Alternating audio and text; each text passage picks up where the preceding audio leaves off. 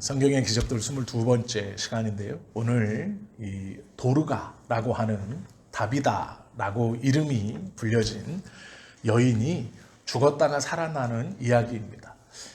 사도행전에서 이 이야기를 잘 나누지 않아요. 왜 그러냐면 이 이야기보다는 고넬료, 바로 뒤 10장에 나오는 고넬료의 이야기가 조금 더 드라마틱하고 그리고 이야기로서 좀 더 재미있죠. 그런데 오늘 이 다비다의 죽었다가 살아나는 사건과 그리고 하나님께서 왜 이 베드로를 이 다비다의 죽음 사건 그리고 이곳으로, 즉 베드로가 원래 어디 있었냐면 루다라는 지역에 있었어요. 그리고 이 다비다라는 여인은 요빠라는 곳에 있었습니다. 루다와 요빠는 약 하루길인데 이 루다는 유대인들의 지역이고요. 요빠는 이방인들의 지역이에요. 그런데 이 9장의 마지막, 왜 이 다비다의 사건을 놓고 10장에 고넬료의 사건을 놨는지를 우리가 이 9장을 잘 보면 하나님께서 하나님의 백성들을 구원하시고 하나님의 나라를 확장해 가시고 그 성도들, 제자들을 사용하시고 준비시키는 이유를 깨닫게 돼요.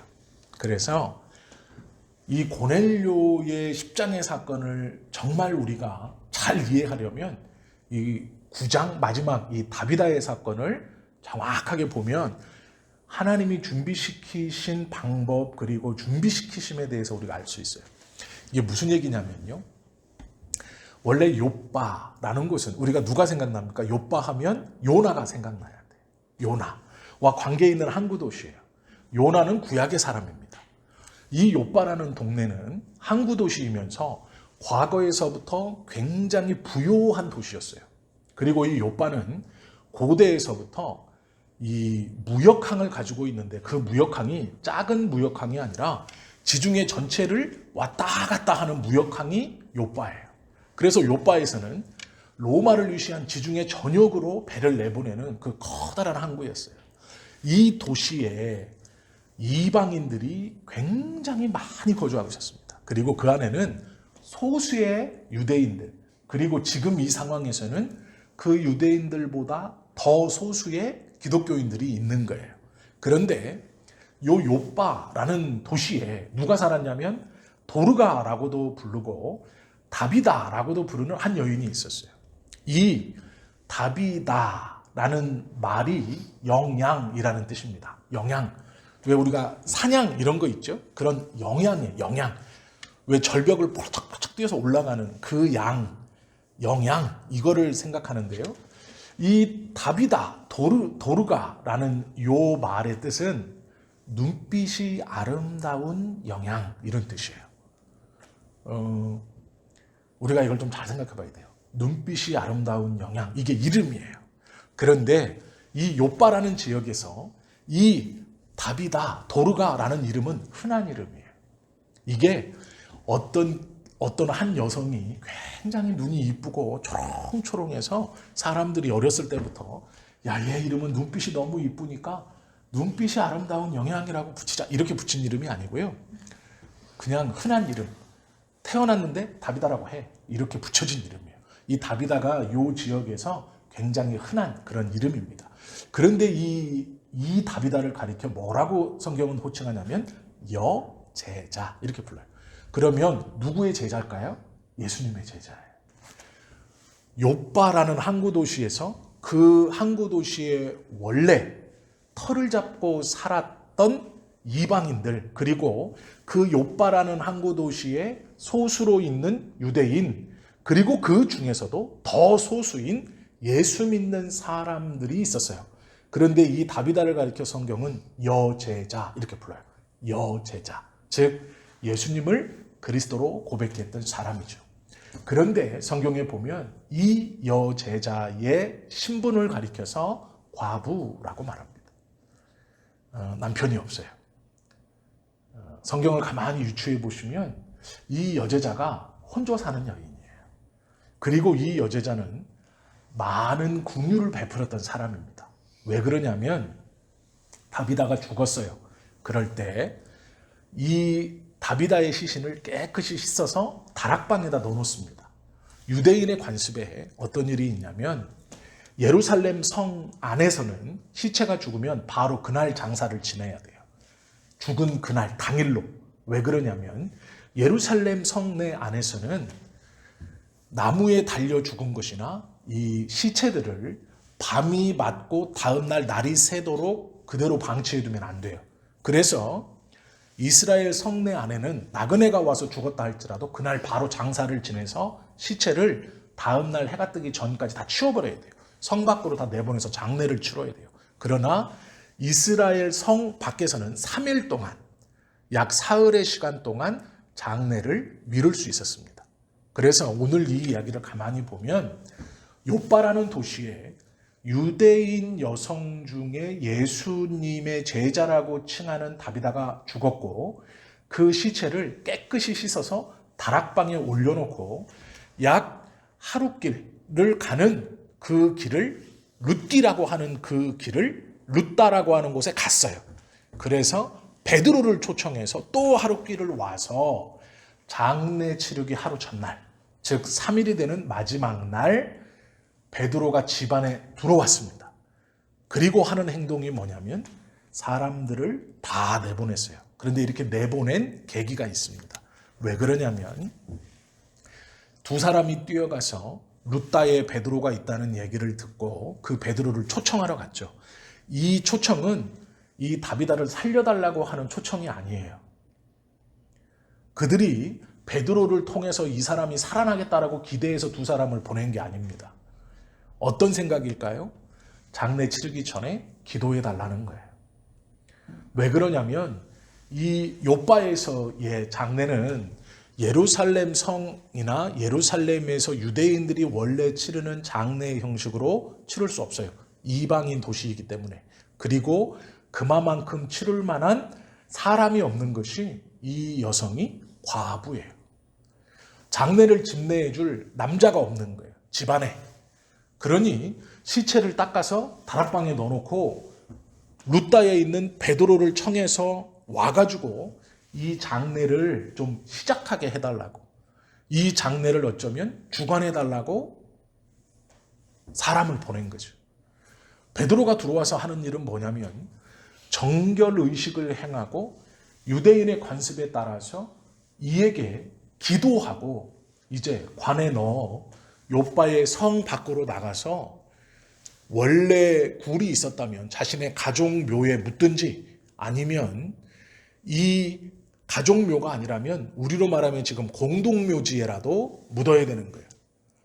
그렇게 할 때 남성의 보증이 필요했습니다. 그리고 특별히 이 다비다는 기독교인 예수 신앙을 고백하는 사람이었기 때문에 사도 중 하나가 와서 이 장례를 집례해 주기를 원했던 것 같아요. 잘 생각해 보셔야 돼요. 베드로가 집안에 들어왔습니다.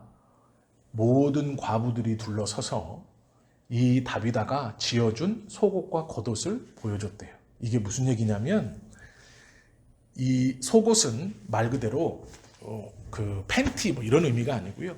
원통형으로 된 원피스예요. 그냥 이렇게 뒤집어 입는 거죠.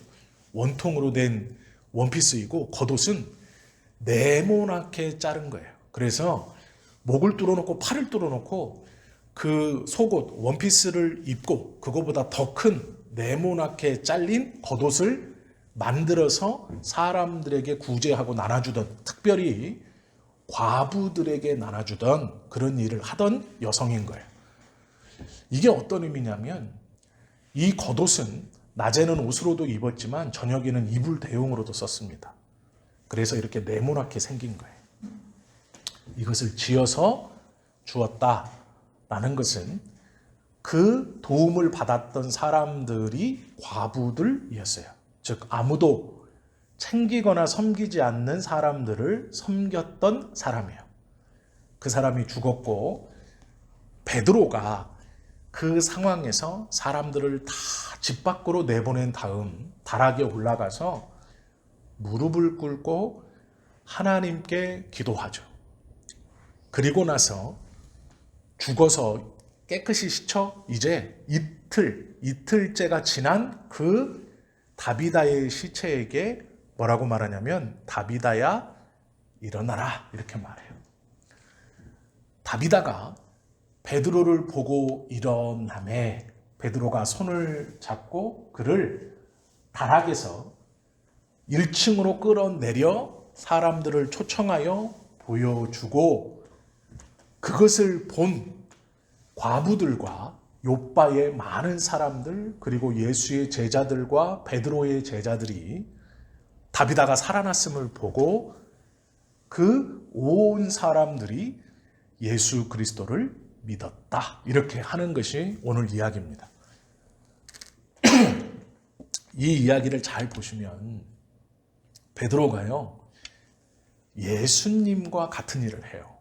예수님과 같은 일. 죽은 자를 살린 게 그 말이 아니고요. 베드로가 쓰는 언어예요. 베드로가 뭐라 그럽니까? 다비다야 일어나라. 이렇게 말하잖아요. 예수님이 과거에 살아계셨을 때 소녀야 일어나라 라고 말한 적이 있어요. 이 말은 우리가 다 알아요. 달리다굽이라는 뜻이에요. 기억하시죠? 기억나시죠? 달리다굽. 소녀야 일어나라. 그런데요. 다비다야 일어나라가 뭘까요? 다비다굽이에요. 다비다굽. 베드로가 지금 하나님 앞에 기도하고 그 다비다를 향해서 뭐라고 얘기하냐면 다비다굽이라고 얘기하는 거예요. 예수님께서 여기서 달리다굽이라고 얘기했던 것과 베드로가 여기서 다비다굽이라고 얘기하는 거예요. 베드로가 어떤 사람인데요? 원래는 어부였어요. 보잘것없는 사람이었고 그의 신앙 안에서 예수 그리스도를 부인하고 저주하고 도망쳤던 사람이에요. 근데 예수님께서 다시 부활하시고 찾아가셔서 그를 갈릴리 호수 강가에서 다시 만나주시고 다시 불러주시고 소명을 맡기고 그가 성령을 받기까지 마가의 다락방에 모여서 기도하고 성령을 받고 설교함에 3,000명, 5,000명이 회개하는 역사를 이루어내는 거예요. 이 베드로가 죽음 앞에서 하나님의 여제자라고 부르는 이 다비다의 죽음 앞에서 예수님이 행했던 일을 그대로 합니다. 기도하고 말하기를 다비다굽이라고 말하는 거예요. 그러자 소녀가 살아났던 것처럼 이 여자가 살아납니다. 그리고 소녀가 예수님을 보고 앉았던 것처럼 이 베드로가 이 다비다가 베드로를 보고 앉아요. 똑같이 예수님이 그의 손을 이끌고 자신의 어머니에게 안내했던 것처럼 손을 잡고 죽음을 상징하는 다락에서 1층으로 내려 그 집의 가운데로 내려 원래 자기의 생활 터전으로 내려 사람들을 불러서 이 살아있는 살아난 다비다를 보여주고 사람들이 그를 예수님을 믿었다 이거예요. 룻다에 있었던 베드로를 불러들이고 베드로는 그곳에서 예수님이 행하셨던 그대로 과거에 선지자들이 행했던 그대로 하나님 앞에 기도하고 명령하고 그 시신을 죽음의 장소인 상징인 다락에서 끌어내어서 사람들을 다시 만나게 합니다. 그리고 이 사람들은 죽음이라는 이 아픈 경험을 했던 다비다의 살아남을 보고 주님을 증거해요. 주님을 믿게 됩니다. 왜 이 이야기가 중요하냐면 두 가지 의미에서 첫째는 다비다는 예수님의 여제자라고 부를 만한 사람이었어요. 믿음을 가지고 있었다는 것이죠. 그리고 그의 행위를 보면 그가 죽었을 때 그는 이미 죽었어요. 그리고 과부인 걸 짐작할 수 있어요. 그렇다면 어떤 누가 시킬 수 없어요. 야, 이 죽음을 이렇게 하고 이렇게 진행시키고 이렇게 하자라고 할 수 있는 사람이 없습니다.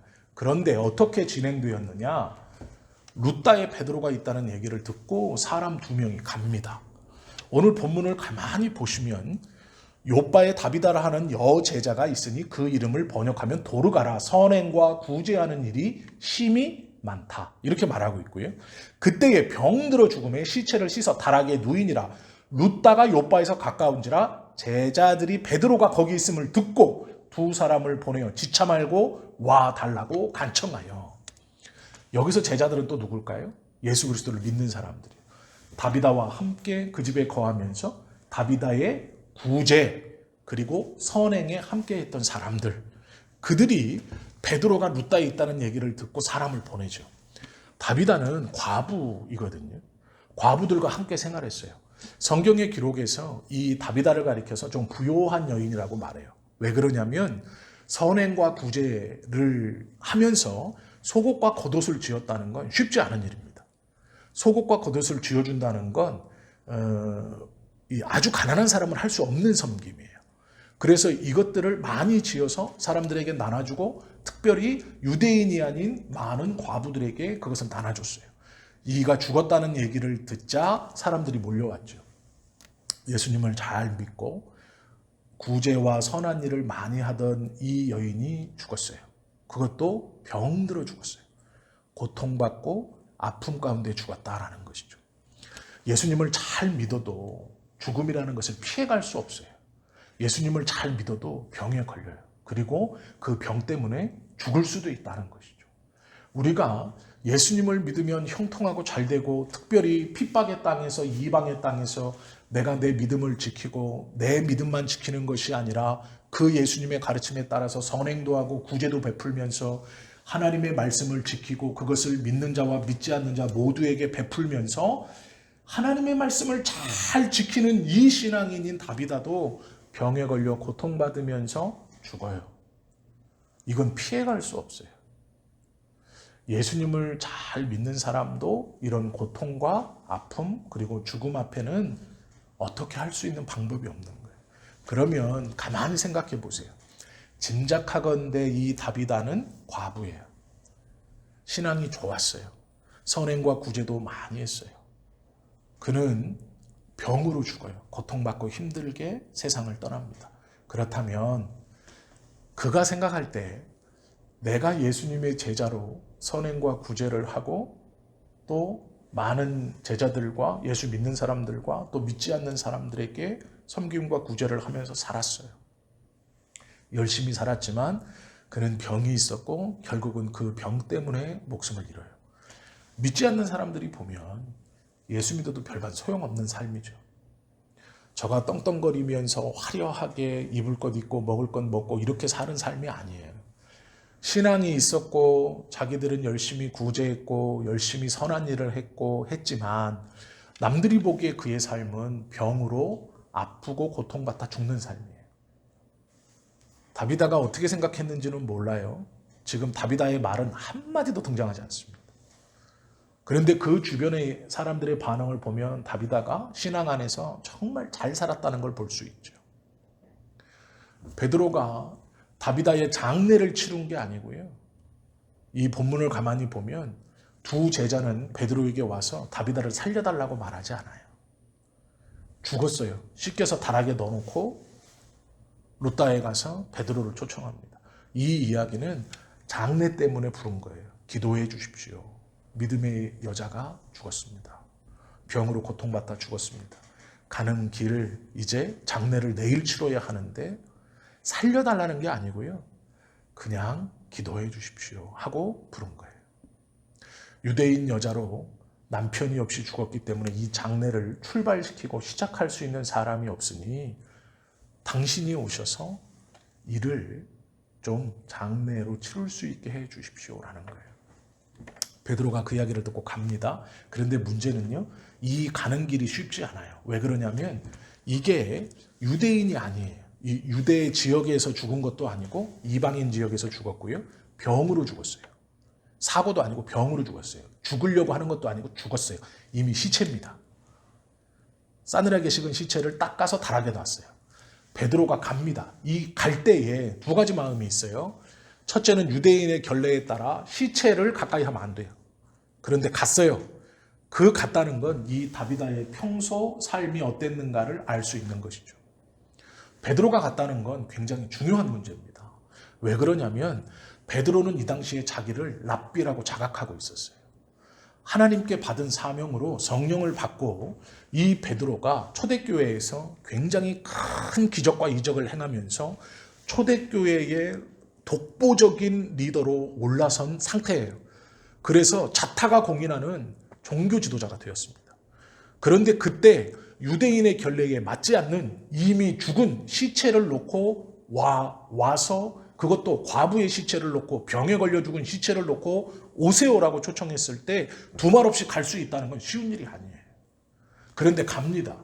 가고 거기서 다 내보내고 단 둘이 다락에 올라서 기도해요. 이것도 쉬운 일이 아니에요. 이건 유대인이 생각하는 랍비의 전통으로 봤을 때는 일어날 수 없는 일이에요.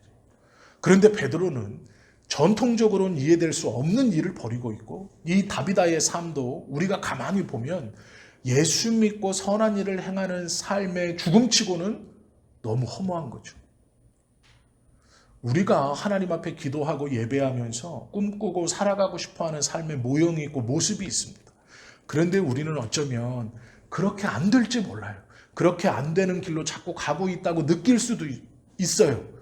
하나님, 이건 내가 기도하고 내가 원하는 삶의 모습이 아닙니다. 어떤 이런 걸로 왜 나를 인도해 가시고 왜 나를 이 자리에 두시는지 모르겠습니다. 그런 삶이 우리의 삶에서 충분히 벌어질 수 있고 그런 의문이 들 수 있죠. 다비다가 그런 삶을 살다 죽은 거예요. 그런데 놀랍게도 이 여성은 그렇게 살다 죽었는데 이 여성과 상관없이 그 다음에 일어나는 일들이 놀라운 일들의 연속이에요. 과부였고 예루살렘 밖에서, 유대인의 밖에서, 이방인의 땅에서 병에 걸려 죽었어요. 그것도 여성입니다. 그런데 랍비라고 종교 지도자라고 생각하는 베드로가 말없이 가고 다 내보내고 기도하고 무슨 마음이 들었는지 죽은 시체를 향해서 다비다 굽이라고 외칩니다. 그리고 그가 살아나요. 하나님께서 당신의 일을 이루어 가시는 일들을 우리가 가만히 보아야 돼요. 다비다는 죽기 직전까지 하나님 앞에 어떤 기도를 했는지는 모르지만 그의 삶이 하나님 앞에 부끄럽지 않았다는 것은 본문을 통해 알 수 있죠. 그리고 죽은 다음에 과부들이 와서 베드로에게 하는 이야기를 보면 그의 삶이 어떤 삶을 살았는지 우리는 능히 짐작할 수 있죠. 비록 이방인의 땅 욥바라는 곳에서 속옷과 겉옷을 지으며 이방인들과 믿는 사람들을 구별 없이 구제하고 착한 일과 선행을 많이 했던 이 믿음의 여성이 병으로 인하여 이방인의 땅에서 고통 가운데 죽어갈 때 그가 어떤 마음이었는지는 몰라요. 모르겠어요. 기록되지 않았으니까. 그러나 그 뒤에 일어나는 일을 보면 하나님께서 이의 삶을 어떻게 쓰시는가를 우리가 볼 수 있죠. 그리고 하나님께서 베드로를 통해 이 여인이 살아나는 것을 통해 예수 그리스도를, 즉 예수님을 그리스도로 믿는 많은 사람들을 욥바에 일어나게 하시는 것을 우리가 보죠. 이것이 놀라운 일이에요. 우리가 지금 느끼는 삶의 위치와 방향이 어떻든 하나님께서 그 삶의 자리에서 자신의 신앙과 하나님 앞에서의 그 맡겨주신 일들을, 그 자리를 잘 지켜나가고 감당하고 있다면 설사 우리의 삶의 그 다음 내가 알지 못하는 그 뒷면에 있어서도 하나님은 그것을 사용하신다라는 거예요. 그러므로 낙심할 필요가 없죠. 이 다비다의 사건은 굉장히 중요한 사건입니다. 그리고 우리가 오늘 제가 이 말씀을 드릴까 말까 하다가 읽었던 42절과 43절에 보면 온 욥바 사람이 알고 많은 사람이 주를 믿더라. 이것은 다비다의 놀라운 일이죠. 그런데 하나님은요, 잘 믿는 여인이었던 다비다, 선을 행하고 구제를 많이 했던 이 다비다의 죽음, 그리고 베드로가 와서 예수님과 같은 행동, 다비다 굽하면서 살려내고 그래서 베드로의 권위를 더 높여주고 이 다비다를 통해서 욥바의 많은 사람들이 예수를 믿게 하는 일로만 사용하신 게 아니에요. 여기서 끝이 아니에요. 42절에 보시면, 43절에 보시면 베드로가 욥바에 여러 날 있어 시몬이라 하는, 베드로의 원래 이름이 뭔가요? 시몬이요. 이름이 똑같죠. 그런데 이 시몬이라 하는 사람은 이름을 보면 유대인이에요. 이스라엘 백성이죠. 그런데 그러니까 핏줄로는 이스라엘 백성인데 이 사람이 예루살렘 이 유대 지역에 살지 않고 지금 어디 사냐면 욥바 지역, 이방인 지역에 살아요. 그런데 그의 직업이 뭐냐? 무두장이었어요. 무두장이. 무두장이가 뭔가요? 가죽 만드는 사람이에요. 가죽을 만드는 사람. 가죽을 만드는 사람은 유대인 중에서도 얼마나 천시를 받았느냐. 유대인 남자가, 제가 직업이 무두장이잖아요. 그러면 내 동네에서는 신부감을 구할 수가 없어요. 무두장이는 유대인 중에서 제일 천시받는 직업이에요. 그렇기 때문에 다른 동네로 가요. 다른 지파로 돈을 싸들고 가요. 그래서 거기서 무두장인 걸 속이고 장사치 행사를 하면서 여자들을 물색해가지고 신부감을 데리고 가요. 자기 집으로. 그런데 유대인의 율법에 뭐가 있냐면요. 자기의 남편이 무두장이인 거를 알면 놀랍게도 여자가 이혼을 청구할 수 있었어요. 유대에서 여자가 남자에게 이혼을 청구할 수 있는 법은 거의 없습니다. 남자가 바람을 펴도 안 돼요. 남자가 자기 집에 다른 여자를 데리고 들어가도 여자 입장에서는 이혼을 청구할 수 없었어요. 남자가 이혼을 청구하는 거죠. 남자가 너 나가라 해서 쫓아낼 수 있지만 여자가 이혼을 청구할 수 있는 법이 없는데, 무두장이가 속이고 아내를 맞았을 때 그 아내가 남편의 직업이 무두장이인 걸 알았을 때는 이혼을 청구할 수 있어요. 이만큼 천대받던 직업이에요. 무두장이는 동물의 사체를 만지잖아요. 가죽을 얻기 위해서. 그래서 유대인들 사이에서는 굉장히 천시받던 직업이에요. 그런데 놀랍게도 베드로가 어디서 묵냐면 무두장이의 집에 묵어요. 그럼 생각해 보세요. 베드로는 유대인 랍비, 이제 종교 지도자입니다. 지금 방금 어떤 일을 했어요? 요바에서 다비다를 살렸어요. 그러니까 예수님의 제자로 지금 주가가 한참 올라가 있어요. 그런데 이 베드로가 예루살렘 교회의 리더이면서 유대계 그리스도인들의 리더이고 지금 이방인 그리스도인들에게 요바에서 대비한 거예요. 지금 이 상황이 이방인들 지역에서 저 사람이 유대인 랍비고 예수 공동체의 지도자인데, 그 다비다가 그렇게 살아있을 때 주님이라고 고백했던 그 예수 공동체의 제자인데 저 사람이 죽은 다비다를 살렸대. 그러면서 한참 주가가 높아져 있어요. 그런데 이 사람이 어디로 들어가서 묵어요? 무두장이 집에 가서 묵는 거예요. 이건 일어날 수 없는 일이에요. 말이 안 되는 일을 지금 베드로가 했어요. 그런데 이렇게 천시받던 무두장이 집에 묵었다라는 것은 정통 유대인들이 볼 때는 일어나서는 안 된 일이에요. 이건 말도 안 되는 일이에요. 그런데 그 다음에 무슨 일이 일어나나요? 10장에서 고넬료가 찾아와요. 고넬료는 이방인이에요. 하나님께서 예배해 놓으신 구원의 방법을 가만히 보세요. 다비다를 살리고 욥바에서 많은 이방인들이 다비다를 보며 예수 그리스도를 믿게 하시는 것으로 끝내는 게 아니에요. 그곳에서 베드로가 예수님이 했던 그 행동들을 하면서 종교 지도자로서 이방인들에게, 유대인들에게 더 높아지는 계기를 삼아주신 것으로 끝내는 게 아니에요. 그 다음에 하나님께서 예비하신 게 뭐예요? 무두장이 집에 묵었다라는 것은 유대인들뿐 아니라 그 다음 벌어지는 사건, 고넬료, 이방인에게 복음이 전해지는 사건의 준비를 시키시는 거예요. 한 이야기가 끝나자 바로 다음 이야기, 이 구원의 범위가 유대에서 이방인의 지역인 욥바로 넓혀지고 이제 완전히 이방인들에게 열려버리는 일들을 준비해 가시는 거예요. 이게 하나님께서 당신의 백성들을 통해 일하시고 행동해 나가시는 방법이에요.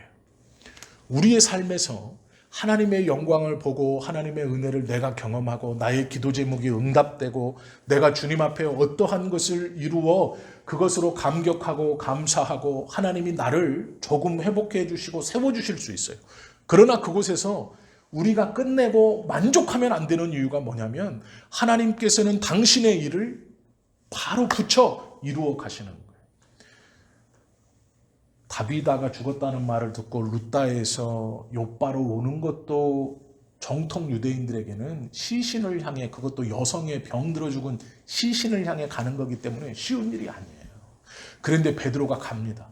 가서 죽음을 위해서 기도해 주는 것, 그것이 아니라 살아나기를 위해서 기도해 주는 것도 쉬운 일이 아니에요. 그러나 그렇게 해요. 하나님께서 이를 놀랍게 사용하시죠. 그러나 그 일이 끝난 후에 이제 끝난 게 아니에요. 그를 시몬이라 하는 욥바에 있는 이방인 지역, 유대 경내에서, 유대인의 경내에서는 무두장이라는 것이 살아갈 수 없는 천시받는 직업이고, 이 직급으로 말하면 아주 하등한 인간 백정 취급받는 곳이에요. 죽은 시체를 만져야 되는, 유대인들은 절대로 꺼리는, 하고 싶어 하지 않는, 심지어 율법적으로 속여 결혼했을 때 여자가 남편이 무두장애인 걸 알게 되면 이혼을 청구할 수 있을 정도로 천세받던 직업이에요. 그 사람의 집에 이제 한껏 높임을 받은 베드로가 묵어요. 여러 날. 인쇄치레가 아닙니다. 여러 날 묵어요. 왜요? 그렇게 묵게 하시는 이유가 뭐예요? 그 뒤에 고넬료의 사건이 바로 붙어서 일어나요. 하나님께서 당신의 일을 확장시키시고 복음의 일을 하고 믿는 자들을 사용하실 때 우리의 입장에서는 그 큰 일을 행하면 요바의 고관 대작집에서 묵어야죠. 다비다의 집에서 묵어야죠. 그런데 그렇게 하지 않죠. 다비다는 여성이고 혼자 있기 때문에 묵게 하지 않아요. 무두장이의 집에 묵게 하세요. 그럼 이해가 안 될 수도 있어요. 그런데 베드로는요, 가만히 보세요. 하나님께서 하나님의 제자들이 와서 다비다가 죽었습니다 할 때 두 말 없이 가요. 가서도 베드로는 고민하지 않아요. 다 내보내고 집중해서 예수님이 하셨던 것처럼 하나님 앞에 기도하고 명령하고 사람들을 불러 모아 예수가 그리스도이심을 증거하고 또 하나님께서 보내시는 무두장이의 집에 묵어요. 원래 루다에 있었어요. 이 일이 끝나면 루다로 가면 돼요. 그런데 무두장의 집에 묵게 하시는 거예요. 그것도 여러 날을. 그리고 고넬료가 찾아와요. 이 연결되는 하나님의 이야기, 하나님께서 복음을 확장해 가실 때 당신의 제자들, 하나님을 믿는 사람들을 쓰시는 방법을 보시면 단순히 다비다를 고쳤다는 이것에서 끝나는 게 아니라 성경은 뭐라고 있느냐? 그 다음 고넬료의 사건을 준비시키시고 그 토대를 이미 만들어 놓으시는 거예요. 우리의 삶이 내 기도의 제목에서 끝나고 내가 다시 다비다처럼 그렇게 선하게 살다가 죽음에서 일어나 주님을 증거하고 이거에서 끝나는 게 아니라는 거예요. 그것을 통해서 하나님은 또 다른 일을, 더 많은 구원을, 또 하나님의 일을 이루어 가시기를 원하시는 거예요. 우리가 주님 앞에 설 때에 다비다처럼 자신의 맡은 자리에서 많은 선행과 구제, 하나님께서 우리에게 주신 것들을 잘 감당하는 모습도 필요하고, 베드로와 같이 말없이 하나님의 인도하심으로 다른 사람들을 생각하지 않고 주님의 뜻이라는 그 기도하는 자였기 때문에 그 인도에 불평 없이 순종하며 갈 수 있는 거예요. 그때 하나님께서는 하나님의 구원의 역사를 그를 통하여 이루어 가신다는 걸 우리가 알게 되죠. 오늘 본문을 가만히 보시면 한 여인을 고치는 것에서 끝나지 않고 그 여인을 통한 이 사건을 통해 또 다른 구원의 일, 10장의 고넬료의 사건을 붙이시는 것을, 출발시키는 것을 우리가 보게 되죠. 하나님의 일은 이와 같아요. 우리가 한 고비를 넘기고 하나님 만족합니다. 나는 어느 때까지입니까? 아니라는 거예요. 그렇게 끝나는 게 하나님의 일이 아니에요. 우리에게는 만족함이 있을 수 없죠.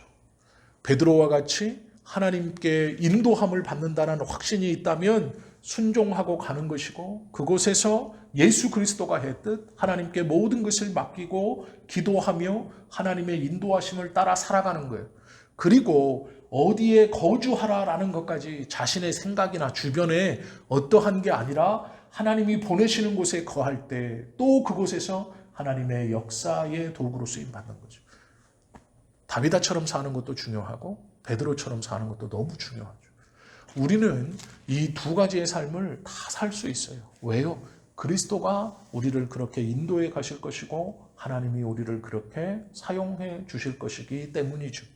우리가 우리의 삶에서 내 삶이 어떻게 결론 나든지 내가 생각하는 대로 그 방향대로 주변에서 칭찬 듣는 것, 인정받는 것, 내가 가고 싶은 길, 그러나 하나님이 그렇게 인도하시지 않을 때 우리가 특별히 실망하고 낙심하지 말 것은, 하나님께서는 다비다의 죽음 이후도 사용하시고 그것을 통해서도 놀라운 은혜의 역사를 베푸시고 또 그 인도에 순종했던 베드로의 그 순종을 통해서 또 다른 일들을 하나님은 이루어 가신다라는 거예요. 우리가 매일매일 하나님께 감사하며 살아야 할 이유는 이것이에요. 하나님의 일을 기대하기 때문이에요. 하나님의 인도, 우리의 이 기도를 통해, 예배를 통해, 나의 삶의 그 걸음을 통해 하나님께서 계획하시고 이루어 나가고 있는 일을 믿음으로 매일매일 감사할 수 있는 거예요. 성경에서는 어떠한 일 하나로 하나님은 그 믿는 자들을 딱 그것만 사용하시지 않아요. 이 사람을 통해 많은 일들을 이루어 가세요. 마찬가지로 우리의 삶을 통해서도 여러 일들을 이루어 가시는 거예요. 이 하나님에 대한 신뢰가 있어야 돼요. 오늘 이 사도행전 9장 36절부터 43절까지의 말씀을 잘 묵상하셔서 이곳에서 이 말씀, 이 사건을 통해 하나님께서 이루어 가시는 하나님 나라의 일, 그리고 여제자라고 부르는 다비다의 이 삶을 통해 역사하시는 하나님과 베드로의 순종을 통해 또 역사하시고 준비해 가시는 하나님의 이 예비하심을 우리의 삶으로 끌어들여 믿을 때 우리의 삶도 하루하루가 허투루 되지 않고 하나님의 예비와 인도 가운데 오늘도 그렇게 살아왔다는, 그리고 내일도 그렇게 살아간다는 그 믿음이 우리 안에 있어야 합니다. 그때 우리가 매일매일을 하나님의 계획을 신뢰하며 감사하며 갈 수 있어요. 그리고 하나님은 그런 사람들을 통하여 당신의 일을 이루어 가시는 거예요. 바라고 원하기는 우리 모두가 이렇게 쓰임받고 이런 은혜를 누리고 이런 예비하심을 확신하면서 다비다처럼 베드로처럼 쓰임받는 믿음의 사람이 다 되실 수 있기를 예수님의 이름으로 축원합니다. 기도드립니다.